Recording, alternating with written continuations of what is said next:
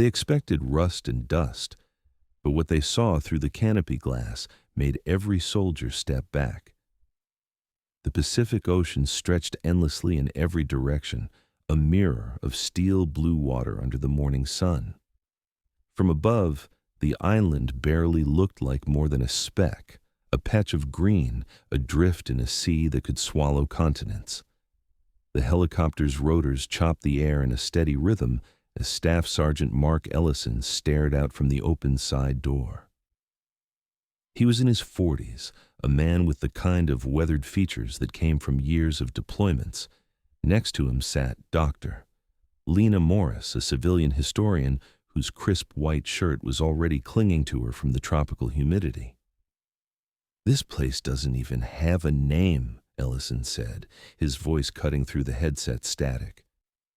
"It used to," Morris replied. "Back in 1943, Navy charts labeled it Point Vega, but after the war, it just disappeared from most records." The helicopter descended toward a narrow stretch of sand, its landing skids touching down with a muted thump. Beyond the beach, a dense wall of jungle loomed. The team gathered in a semicircle as Ellison unfolded a creased map. "All right, listen up. Our objective is simple. We push inland and locate what's believed to be the remains of an old airstrip. This mission is recon only. No artifact recovery without authorization. Understood?" The soldiers nodded. Corporal Hayes, the youngest, Sergeant Torres, the quiet one, and two others, Jensen and Miller, both veterans of multiple tours. Dr. Morris spoke next, her voice steady but laced with curiosity. "The last recorded flight in this area was in June 1945. A P-47 Thunderbolt, piloted by Captain William Harper, never returned from a routine patrol. No distress call, no confirmed crash site. Some believed he was shot down, others thought he just vanished into the ocean. But a handful of old intelligence reports suggest he might have gone down here." Hayes smirked faintly. "And we're the lucky ones who get to go look?" Morris's gaze was firm. "If what's here is what I think it is, it's more than just wreckage." They entered the jungle single file, machetes clearing the way. The air was heavy with the scent of wet earth and blooming orchids. Insects droned like a living static in the background. Every few minutes, Ellison raised a fist, signaling the team to stop and listen. The forest seemed to breathe, sometimes loud with unseen wildlife, sometimes unnervingly still. An hour in, Torres called out, "Contact, 12 o'clock." The group converged to see what he'd spotted, a rusted piece of fuselage half buried in mud, stamped with a faded white star. Morris crouched down, brushing her fingers over the corroded surface. "This paint formula, this is wartime era, late 44 or 45, this is it." As they pushed forward, more evidence emerged, a twisted propeller leaning against a banyan tree, spent. The caliber shells scattered in the dirt, an engine cowling split open like a rib cage. Jensen lifted an old canteen from the ground, its metal eaten through by time. "Feels like we're walking into a graveyard," he muttered. Ellison's voice was low. "Keep moving, eyes open."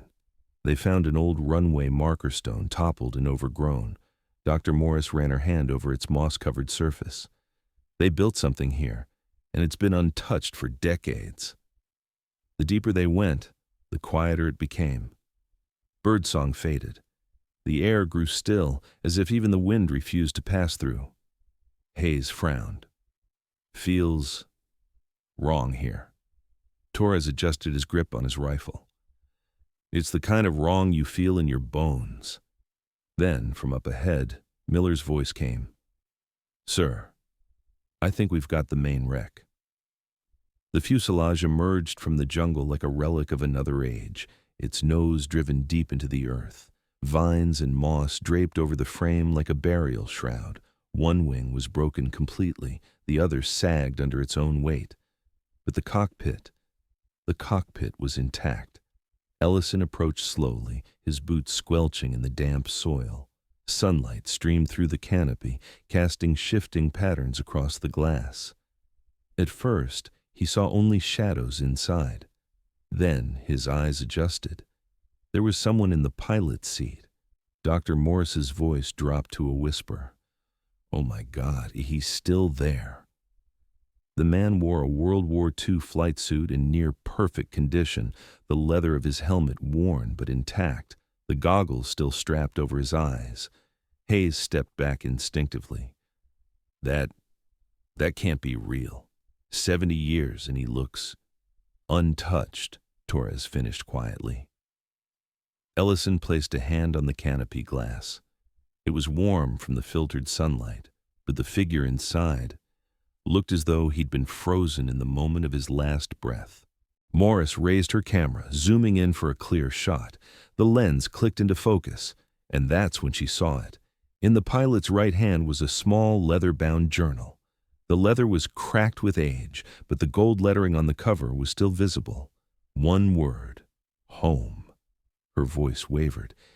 He was holding this when he went down. The team stood in a stunned semicircle around the wreck. Nobody spoke for several moments. Then Hayes whispered, "Sir, do you know what this means?" Ellison didn't take his eyes off the canopy. "I know it means we've just stepped into something that isn't ours to take." A sound broke the air, faint at first, then sharp and unmistakable. A single gunshot, echoing from somewhere beyond the tree line. Everyone froze. Ellison's voice was low and controlled. "Positions, now."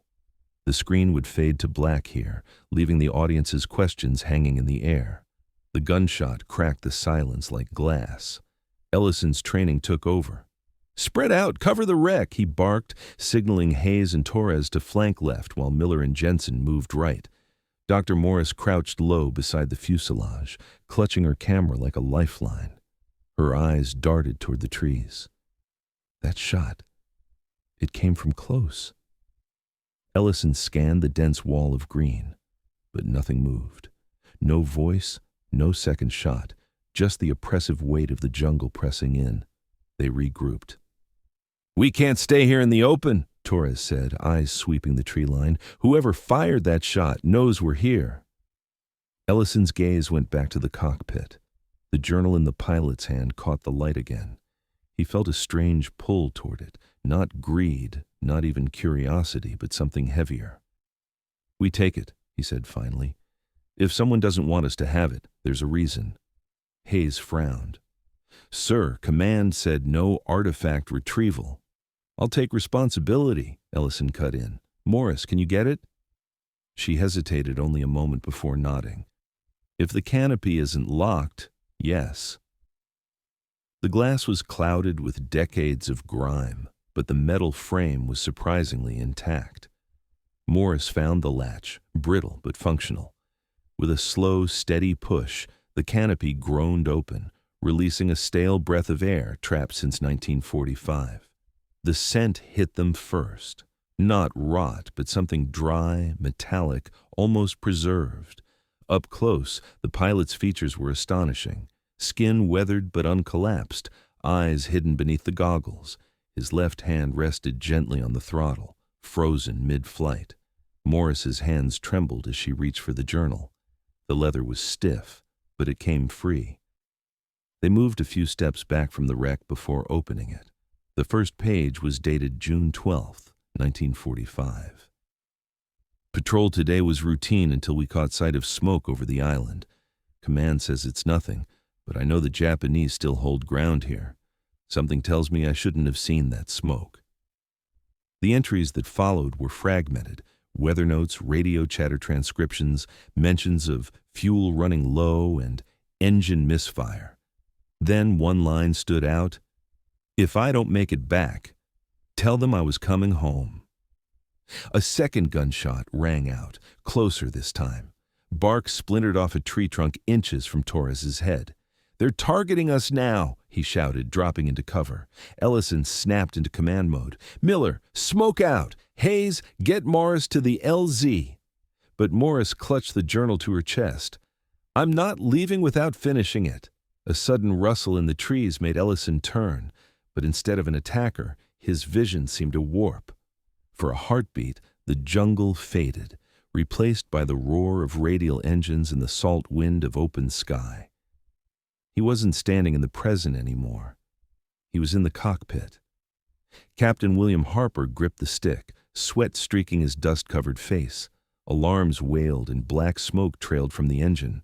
Below, the emerald canopy of Point Vega Island rushed up at him. He glanced down at the journal on his lap, the word home catching the sunlight. His lips moved, but whether it was a prayer or a promise, Ellison couldn't hear. Then, the vision snapped away. The attackers revealed themselves, 3 men in ragged uniforms, their faces smeared with dirt, eyes hard. They carried old rifles, relics from another century. One shouted in broken English, "Leave it! Leave the plane!" Ellison's team took defensive positions. "We're not here to fight," he called out, but the men advanced, weapons raised. Morris whispered, "They're protecting it like it's sacred." Smoke grenades hissed, filling the clearing with a gray haze. Ellison grabbed Morris by the arm, pulling her toward the path. Gunfire cracked behind them, but the dense jungle swallowed the shots. They ran until the sounds faded, lungs burning. When they finally stopped, Morris opened the journal again.